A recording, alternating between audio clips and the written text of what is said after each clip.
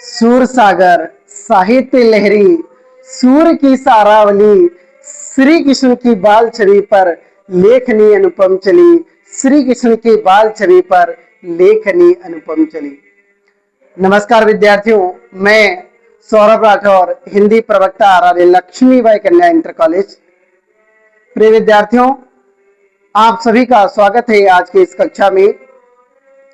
आज मैं लेकर आया हूं कक्षा 10 यूपी बोर्ड हिंदी काव्यखंड के अंतर्गत संकलित शीर्षक पद, जिसके रचयिता है वात्सल्य सम्राट सूरदास जी। प्रिय विद्यार्थियों, इससे पहले आपने वात्सल्य सम्राट कवि शिरोमणि सूरदास जी के जीवन के विषय में और उनकी रचनाएं, उनके साहित्यिक योगदान, उपलब्धियों के बारे में जाना था। आज हम देखेंगे सूरदास जी के भक्ति के पद, कैसे कवि शिरोमणि सूरदास जी ने अपने आराध्य श्री कृष्ण के कमल रूपी चरणों की वंदना करते हुए अपनी अनन्य सेवा व्यक्ति को व्यक्त करते हैं। पहले पद को हम गाने का प्रयास करेंगे गीत के रूप में, कि यह गीत गए पद है। देखेंगे, चरण कमल बंदो हरि राय, जाके कृपा पंगु गिरे लंग, अंधे को सब कुछ दर्शाए, बहिरो सुनाई गोंग पुनि बोले, बहिरो सुनाई गोंग पुनि बोले, रंक चले सिर छत्र धराए, सूरदास स्वामी करुणामय, बारे बारे बंदो ते पा हरि राय, चरण कमल बंदो हरि राय। प्रिय विद्यार्थियों, अब पद को गीत में पढ़ने के पश्चात अब हम पदों के विश्लेषण को देखेंगे और पदों की व्याख्या को समझेंगे। चरण कमल, कमल रूपी चरण। बंदो माने वंदना करता हूं, हरि अर्थात भगवान श्री कृष्ण। कवि सूरदास जी, कवि शिरोमणि सूरदास जी अपने आराध्य श्री कृष्ण के चरणों में अपनी सेवा व्यक्ति को व्यक्त करते हुए श्री कृष्ण के चरणों के प्रभाव का वर्णन करते हैं।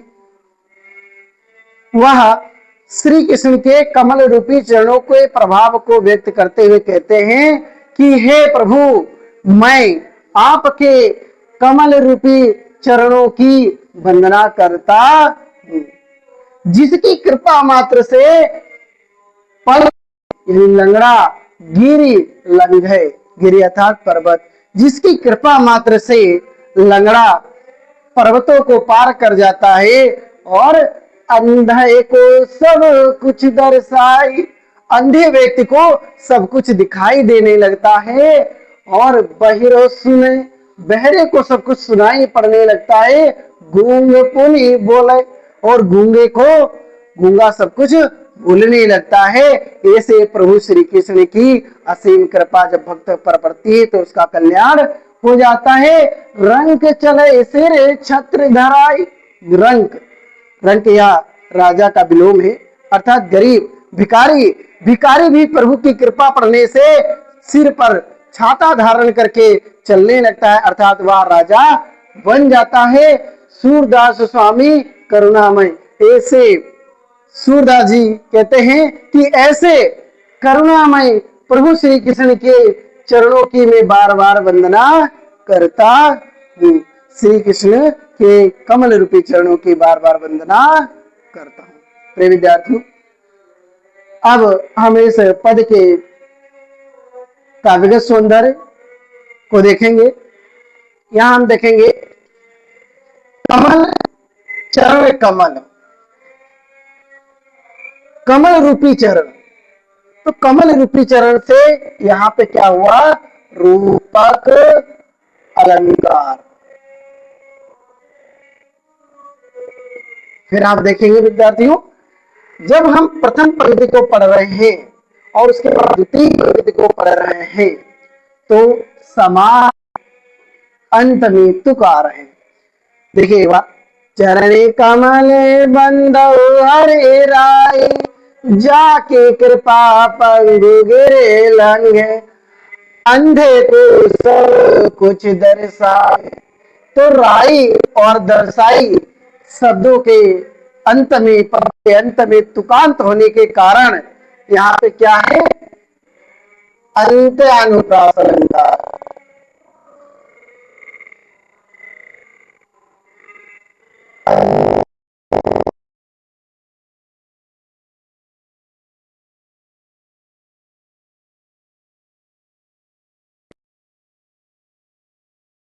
को सब कुछ दर्शाई, बहिरो सुने गूंग पुनि बोले, रंख चले सिर छत्र धराई, सूरदास स्वामी करुणामय। बार बार यहाँ पे बार बार जो शब्द है 2 बार प्रयोग हुआ है, और 2 बार कोई शब्द की जब बार बार पुनरावृत्ति होती है और उसमें कोई अंतर नहीं होता है, उसका अर्थ वही रहता है, तो यह वहां पर उस स्थिति पर हम कहते हैं कि वह पुनरुक्ति प्रकाश अलंकार है। पुनरुक्ति प्रकाश अलंकार।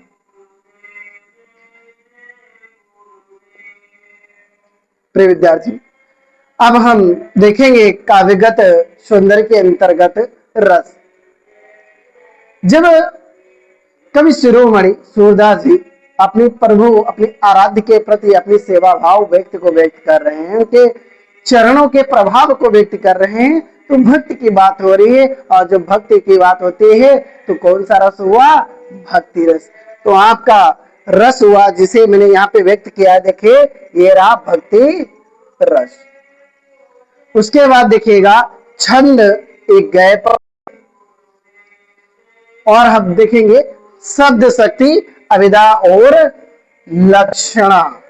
प्रिय विद्यार्थियों, जब आप किसी पद को पढ़ते हैं और पढ़ते समय उसके अर्थ यदि आपको समझ में आ रहे स्पष्ट रूप से, तो वहां पे अभिधा शब्द शक्ति होती है, और कहीं कहीं पे जब हम अभिधा के माध्यम से समझ नहीं पाते हैं तो लक्षणा शब्द का प्रयोग करते हैं। जैसे यहां पर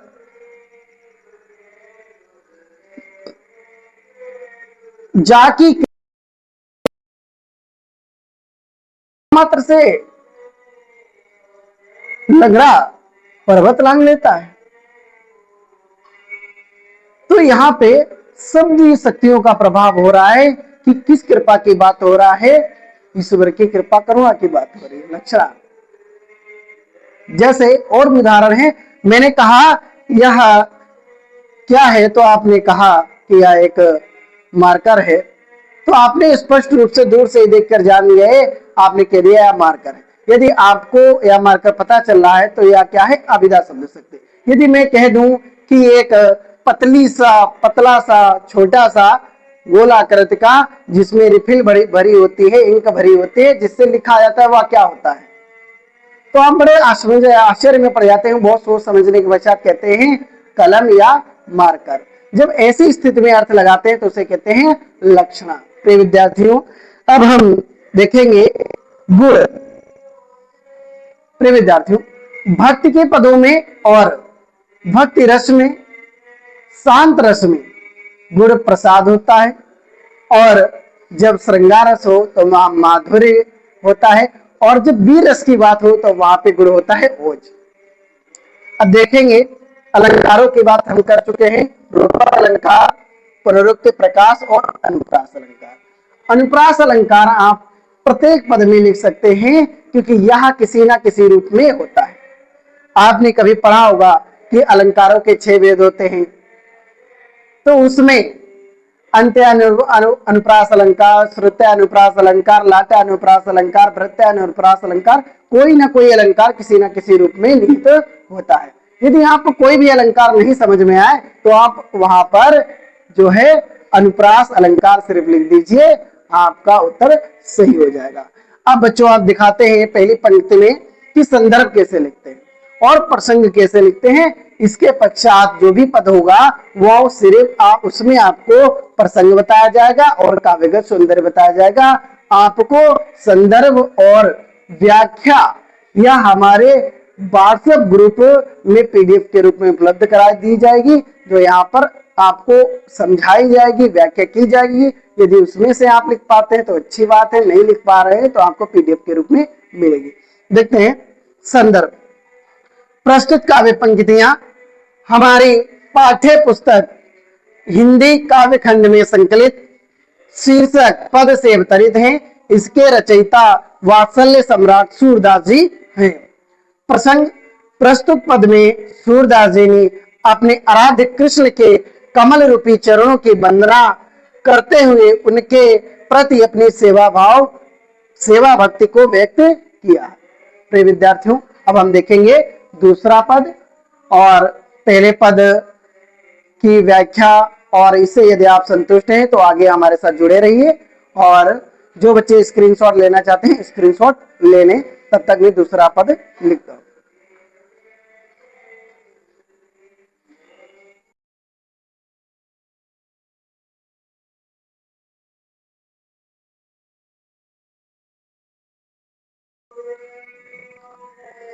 सूर सागर साहित्य लहरी सूर की सारावली, श्री कृष्ण की बाल छवि पर लेखनी अनुपम चली, श्री कृष्ण की बाल छवि पर लेखनी अनुपम चली। विद्यार्थियों, अब हम दूसरे पद को देखेंगे जिसके माध्यम से श्री कृष्ण ने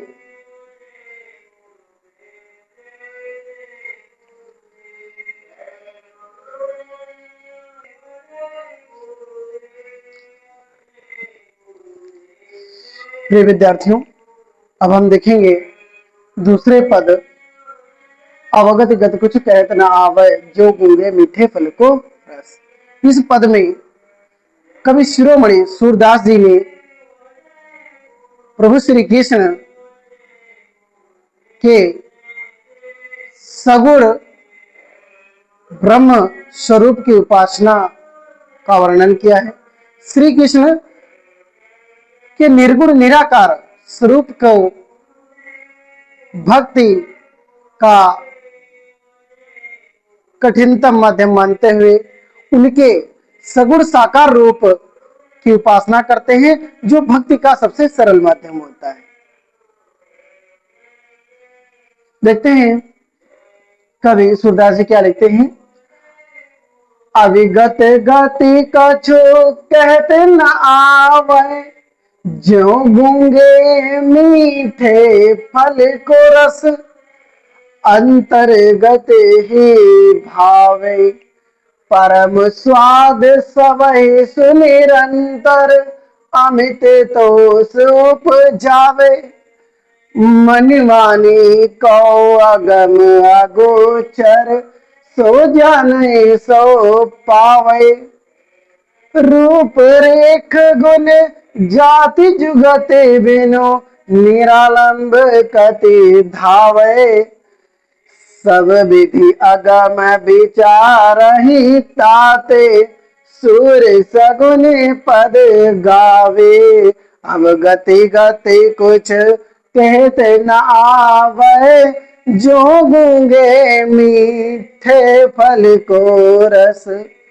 प्रिय विद्यार्थियों, अब हम देखेंगे पदों को। अविगत, अवि का अर्थ है अज्ञात, अज्ञात, गत, गत निराकार,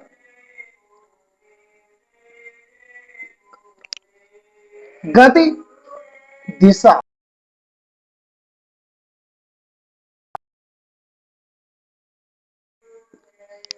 कवि सूरदास जी अपने आराध्य श्री कृष्ण के निर्गुण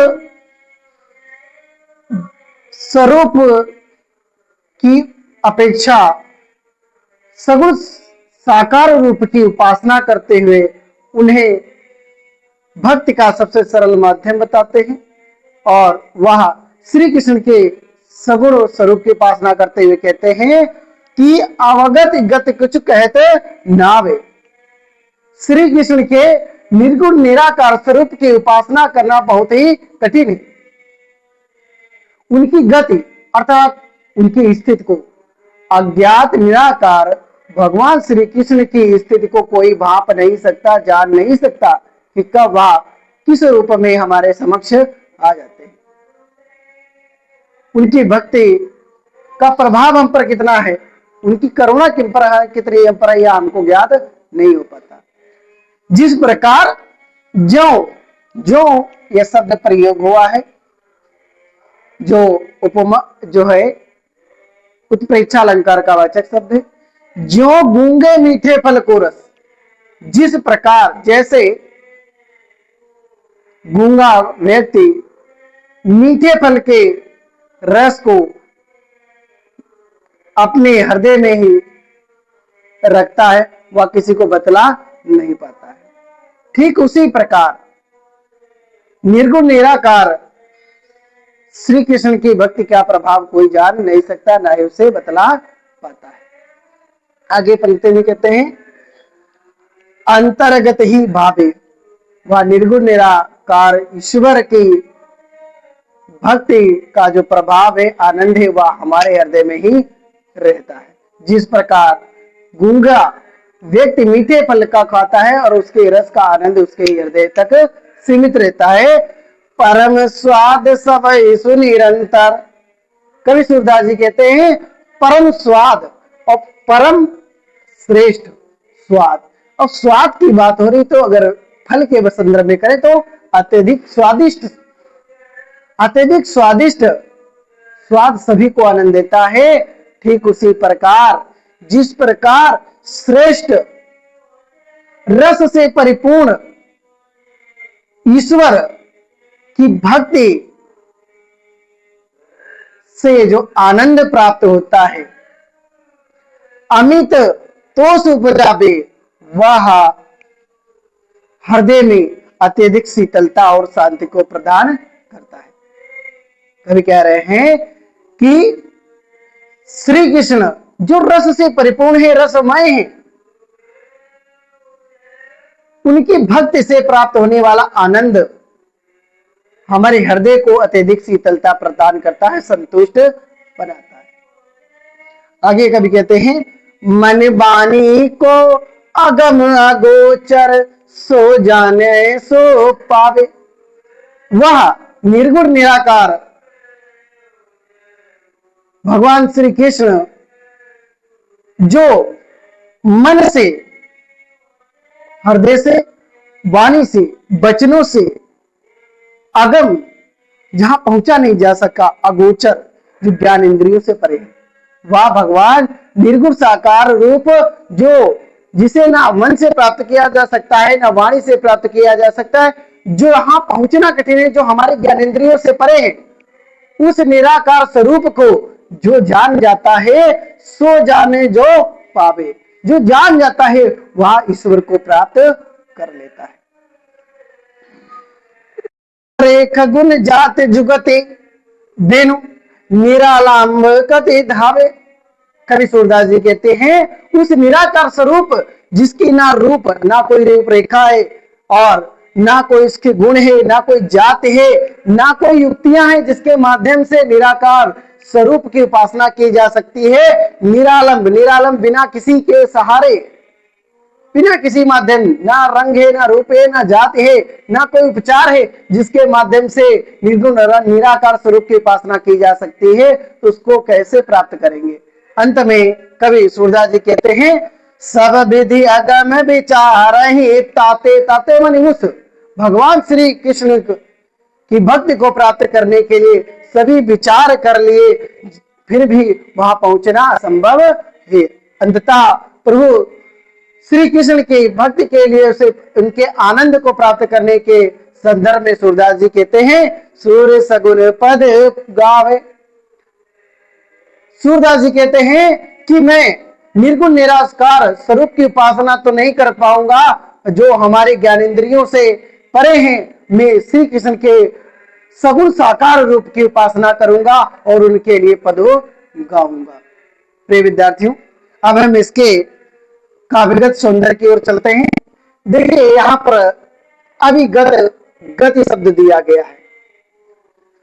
अभी यानी अज्ञात, गत माने निराकार और गति माने दूसरा। ये गति शब्द प्रयोग हुआ है और जिसके दो दिशा और स्थित। जब कोई शब्द वाक्य में एक बार प्रयोग हो करके दो अलग अलग अर्थ देता है, वहां पे यमक अलंकार होता है। तो यहाँ पे आपका कौन सा अलंकार हुआ? तो हम काव्य के सुंदर में लिखेंगे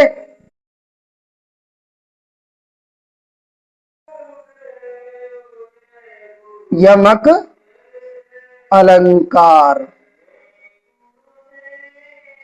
और आगे देखिएगा, जो जो ये शब्द प्रयोग हुआ, ये वाचक शब्द है उत्प्रेक्षा का। तो वाचक शब्द होने के कारण उत्प्रेक्षा अलंकार।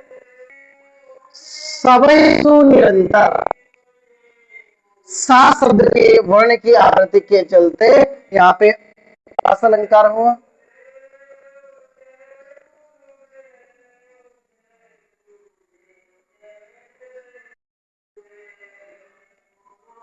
और देखेंगे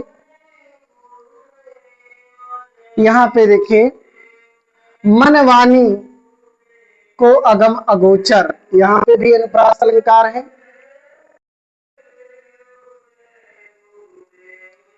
सो जाने सो पावे। अब हम देखेंगे अंत में काव्यगत सौंदर्य में रस की बात करें। प्रिय विद्यार्थियों, जब आप इन पदों को पढ़ रहे हैं, आपको शांत रस की अनुभूति हुई होगी, जिसका स्थायी भाव होता है निर्वेद। न ईश्वर की भक्ति हो रही है, ईश्वर की भक्ति करते वह शांत हो गए हैं कि निराकार स्वरूप की उपासना करें कि सगुण साकार स्वरूप की उपासना करें। तो जब यहाँ निर्वेद स्थायी भाव हुआ तो यहाँ रस हुआ शांत। वो रूप में आप भक्ति भी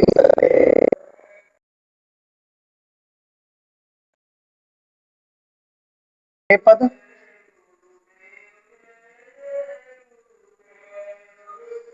भाषा की बात करें तो आप सभी से परिचित हैं कि सूरदास की भाषा ब्रज रही है।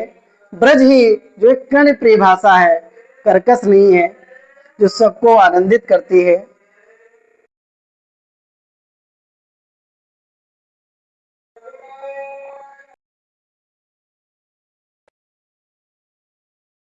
जहाँ शांत रस हो वहां गुण होता है प्रसाद, भक्ति रस हो वहां गुण होता है प्रसाद। तो गुण यहाँ पे हमारा है प्रसाद। शब्द शक्ति अभिधा,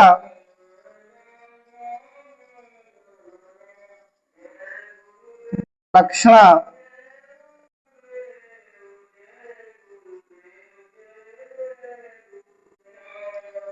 शैली की बात करें तो माधुर्य, माधुर्य शैली। प्रसंग की बात करें तो इसमें कवि सूरदास जी ने निर्गुण निर्गुण ब्रह्म की अपेक्षा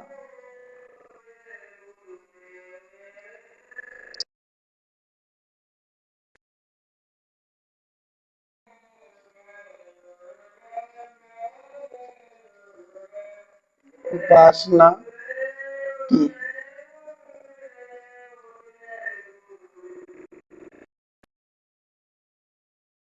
हम आज एक और पद पढ़ेंगे, वात्सल्य का पद। और आपको संदर्भ के बारे में भी बता दिया गया था कि प्रस्तुत काव्य पंक्तियां हमारी पाठ्य पुस्तक हिंदी के काव्य खंड में संकलित शीर्षक पद से अवतरित है। इसके रचयिता वात्सल्य सम्राट सूरदास जी। आपने प्रसंग देखा, काव्यगत सौंदर्य देख लिया, स्क्रीनशॉट ले।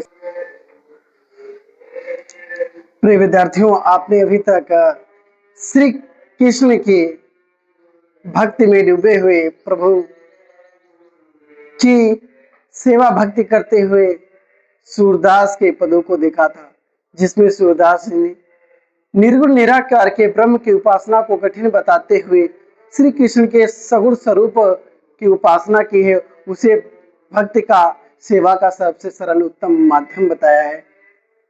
तो अब हम श्री कृष्ण के वाल स्वरूप को चित्रित करने वाले, मन को आकर्षित करने वाले, लुभाने वाले उस दृश्य को देखेंगे जो कवि शिरोमणि सूरदास जी ने नक्श के रूप में किया है। कवि शिरोमणि सूरदास जी ने श्री कृष्ण के बाल स्वरूप का नक्श वर्णन इतना आकर्षक मनोहारी किया है कि उतना आकर्षक वर्णन ना किसी ने किया था और ना ही शायद कोई कर पाएगा। कवि श्री कृष्ण के बाल स्वरूप के इतना आकर्षक और इतना सूक्ष्म विवेचन करते हैं, वर्णन करते हैं कि ऐसा लगता है कि वह दृश्य मेरे आंखों के सामने प्रतिबिंबित हो जाता है, दिखाई देने लगता है। चलिए विद्यार्थियों, अब हम तीसरे पद को पढ़ के देखेंगे, क्योंकि यह एक गय पद है तो पहले गय गा के हम देखेंगे क्या कहते हैं कवि सूरदास जी। किलकत कान गुटुर आवत, मणिमय कनक नंद के आंगन, बिंब पकड़ी वह धावत, निरख बहु निरखी हरि आपो छाको, कर सो पकड़न चाहत, किलकत हसत रजत द्वैदतिया, पुनि पुनि तिहि अब गाहत, कनक भूमि पर कर पग छाया, यह उपमा एक राजत, करि करि प्रतिपद प्रतिमन वसुधा, कमल वेठ की साजत, बाल दशा सुख देखी जसोदा, पुनि पुनि नंद बुलावत, अचरा तरे के ढाके सूर्य के, प्रभु को दूध पियावत, किलकत कान गुटर बन आवत। प्रिय विद्यार्थियों, अब हम देखेंगे कवि का क्या कह रहे हैं इस पद में। किलकत कान गुटर बन आवत, कवि ने उस वाल दृश्य, उस वाल छवि का वर्णन किया है जब कवि सूरदास श्री कृष्ण जी अपनी वाल स्वरूप में मणियों से युक्त नंद बाबा के आंगन में किलकारी मारते हुए घूम रहे हैं। कहते हैं किलकत कान गुटुरवन आवत, भगवान श्री कृष्ण अपने बाल स्वरूप में नंद बाबा के आंगन में किलकारी मारते हुए अपने घुटनों के बल आ रहे हैं। मणिमय कनक नंद, कनक यानी स्वर्णमय, मणि यानी मणियों से युक्त नंद बाबा के आंगन में नंद बाबा के स्वर्णमय आंगन में जो मणियों से युक्त है, उसमें भगवान श्री कृष्ण अपने बाल स्वरूप में किलकारी मारते हुए आ रहे हैं। और बिंब पकड़िबे धावत, और अपनी ही छाया को उस स्वर्णमय आंगन में देख करके उसे पकड़ना चाहते हैं। निरखी कबहू कभी, निरख माने देख करके, अरे हरि श्री कृष्ण आप को अपनी ही छाया को कर सो पकड़ कर, यानी हाथ, अपने ही हाथों से उस छाया को, उस प्रतिबिंब को पकड़ना चाहते हैं। और कहते हैं कनक भूमि पर कर बस पग छाया, जिसे श्री कृष्ण के कर यानी हाथ और पग की, हाथ और पैरों की घुटनों के बल चलते हुए छाया पड़ती है उस कनक भूमि पर, स्वर्णमय भूमि पर, तो एक उपमा शोभित होने लगती है। उस उपमा को कवि ने निम्न प्रकार से शोभित किया है कि बाल करी करी प्रतिपदे प्रतिमन वसुधा, कमल बेट की साजत। जब श्री कृष्ण अपने घुटनों के बल चलते हैं तो उस दृश्य को देखकर ऐसा लगता है कि मानो कि वसुधा पृथ्वी ने बेटकी का स्वरूप धारण कर लिया है, और जिसमें कमल रूप में भगवान श्री कृष्ण उस वसुधा रूपी बेटकी पर विराजमान है।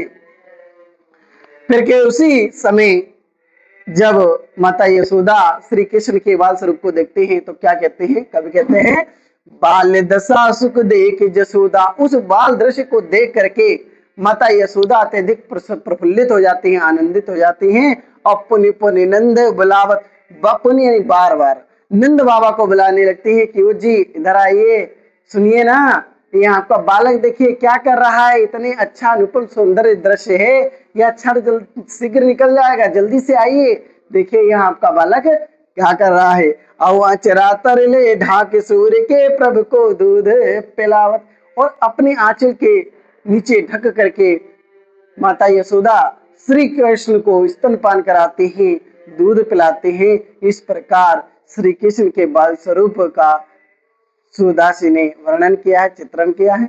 अब हम देखेंगे इसके काव्य सौंदर्य में संदर्भ।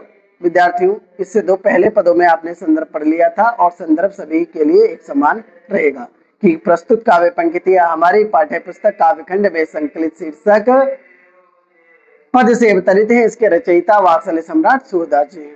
प्रसंग देखेंगे, कवि ने श्री कृष्ण के बाल स्वरूप का मनोहारी चित्रण किया है। अब काव्य के सुंदर में अलंकार देखेंगे। प्रिय विद्यार्थियों, किलकत कान में का वर्ण की आवृत्ति के कारण यहाँ पे अनुप्रास अलंकार हुआ और कनक मणियों में यहाँ पर अलंकार तो नहीं है। आगे हम देखते हैं, यहां देखिए कौ कर कावण की आवृत्ति के कारण अलंकार हुआ अनुप्रास, तो हम यहाँ पे अनुप्रास अलंकार लिख लेते हैं। और फिर देखिए हसत रजत किलकत, किलकत में अंतिम वर्णता है, हसत में अंतिम वर्णता है और रजत में अंतिम वर्णता है। तीनों वर्णों में अंतिम वर्णता होने के कारण यहाँ पे अंत्यानुप्रास अलंकार हुआ, तो हमने अंत्यानुप्रास यहाँ पे अलंकार लिख दिया है। और यहाँ पे देखिए करि करि, दो शब्द एक व दो बार वर्ण प्रयोग हुआ है और दो बार प्रयोग हुआ, दोनों का अर्थ एक है और दोनों का अर्थ एक होने के कारण यहाँ पे क्या हुआ, पुनरुक्ति प्रकाश अलंकार, पुनरुक्ति प्रकाश, तो पुनरुक्ति प्रकाश अलंकार हुआ। और कनक भूमि देखिए शब्द स्वर्णमय भूमि पर, तो यहाँ पर रूपक अलंकार हुआ। और आगे देखिए वसुधा कमल बैठकी प्रसायत, यहाँ पे जब पृथ्वी को बैठकी के रूप में और श्री कृष्ण को कमल रूप में उपमा दी गई है, तो यहाँ पर उपमा अलंकार हो गया। और हम देखेंगे पुनः शब्द एक बार आया है और जब कोई शब्द दो बार आता है उसका अर्थ नहीं बदलता, वही रहता है, तो वहां पे पुनरुक्ति प्रकाश अलंकार होता है। प्रिय विद्यार्थियों, हमने अलंकारों को देखा। काव्य के सौंदर्य में कवि ने बहुत सारे अलंकारों का प्रयोग किया है। अब हम देखेंगे रस। तो पढ़ते ही हम उस बाल दृश्य का उस चित्रण देखते हैं आंखों पर, जो हमें आकर्षक मधुकारी लगता है। तो वात्सल्य, जब किसी बच्चे की बात की जाती है, बचपन की बात की जाती है, बच्चों के बाल स्वरूप की बात की जाती है, वहां पे वात्सल्य रस होता है। और छंद की बात करें तो गए पद या छंद। भाषा तो ब्रज ही है, इसकी ऐसी भाषा है जो कर्ण प्रिय होते, कानों को सुनते ही एक आनंद अलग दे देती है, ब्रज भाषा है। और शैली सरल प्रभावपूर्ण, शब्द शक्ति अविदा और लक्षणा। अविदा इसलिए कि आप पदों को पढ़ रहे हैं तो अधिकतर आपको समझ में स्पष्ट आ रहा है। और लक्षणा कहीं कहीं जैसे वसुधा है और करपग है और मणि में कनक है, तो यहाँ पर जो है लक्षणा है, क्योंकि लक्षण के आधार पर हम सीखते हैं। उसके पश्चात शब्द शक्ति लक्षणा हो गई। इसी के साथ आज की कक्षा का समापन होता है। आगे के पदों को हम कल पढ़ेंगे। प्रिय विद्यार्थियों, यदि आप इस विश्लेषण से, तथ्य से, हमारे पढ़ाए गए कथनों से संतुष्ट है, प्रसन्न है, तो हमारे चैनल @हिंदी दर्पण यूपी बोर्ड क्लासेस के साथ जुड़े और अपने साथ अन्य मित्रों को जोड़े, जिससे आने वाली क्लास आपको समय पर मिल सके और हमको एक मोटिवेशन मिलता रहे। इस सभी की पीडीएफ आपको हमारे व्हाट्सएप ग्रुप पर मिल जाएंगी, जो नीचे डिस्क्रिप्शन में लिंक दिया होता है, उसको आप ओपन कीजिए और व्हाट्सएप ग्रुप से जुड़ जाइए। अंत में कहना चाहूंगा, प्रिय विद्यार्थियों, कोशिश कर, हल निकलेगा, आज नहीं तो कल निकलेगा, आज नहीं तो कल निकलेगा। अर्जुन सा लक्ष्य रख, निशाना साध, मरुस्थल से भी जल निकलेगा, मरुस्थल से भी जल निकलेगा। धन्यवाद विद्यार्थियों। जिन विद्यार्थियों को स्क्रीनशॉट लेना है वह स्क्रीनशॉट ले सकते हैं।